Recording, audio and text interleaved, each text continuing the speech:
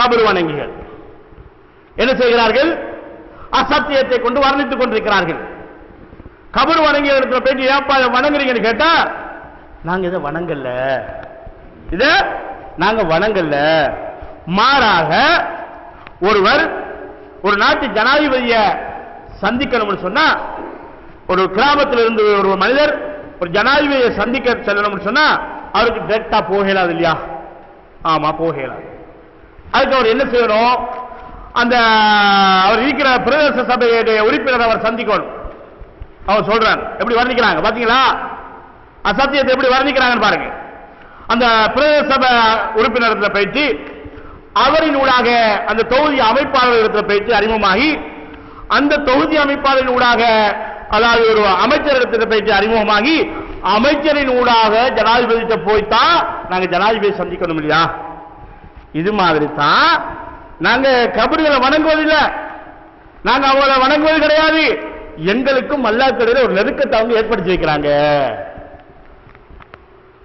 சகோதரர்களே, ஒரு ஜனாதிபதிக்கு தெரியாது நம்ம அவருக்கு ஓட் போட்ட விஷயமும் தெரியாது, நம்ம போஸ்டர் அடிச்ச விஷயம் அவருக்கு தெரியாது, அவருக்கு தெரியாது. அப்ப நம்ம ஜனாதிபதி போகணும்னு சொன்னா பிரதேச சபை உறுப்பினருக்கு தான் தெரியும் நம்ம இந்த ஏரியாண்டி. அவர் கொண்டு அமைப்பாளத்தை காட்டணும், இது நம்ம ஏரியா ஆளு அப்படின்னு. அவர் கொண்டு மினிஸ்டரை காட்டணும், இது நம்ம தொகுதி ஆளு அப்படின்னு. அவர் போயிட்டு ஜனாதிபதி சொல்வாரு, இது நம்ம மாவட்டத்து ஆளு அப்படின்னு. அப்பதான் ஜனாதிபதிக்கு நம்மளை அறிமுகமாகலாம்.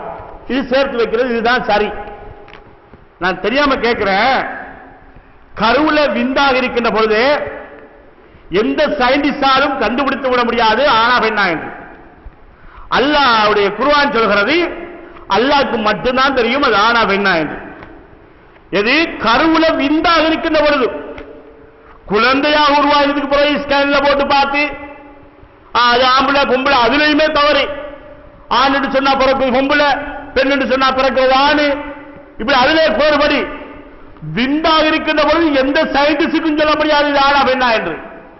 ஆனால் குர்ஆன் என்ன பேசுகிறது? அல்லாஹ்வுக்கு மட்டும்தான் தெரியும் அவன் ஆனா பெண்ணா என்று. இப்ப இவர் என்ன செய்யறாரு? அல்லாஹ் இடத்துல கையேந்துகிறார், பிறந்து வளர்ந்து அல்லாஹ் இடத்துல கையேந்துகிறார். அல்லாஹ் மலக்குமாரை கூப்பிட்டு, இவர் யாரு, இவர் எந்த நாட்டை சேர்ந்தவர், இவர் எந்த மாவட்டத்தை சார்ந்தவர், இவர் எந்த தொகுதியை சார்ந்தவர் என்று அல்லாஹ் கேட்பானா?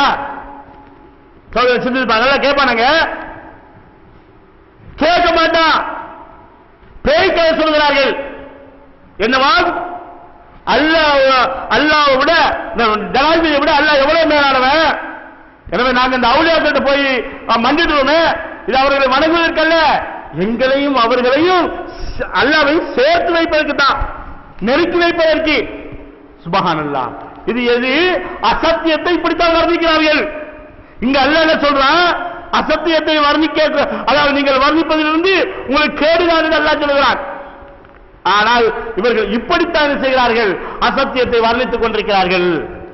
இது கபர் வணங்கியல்.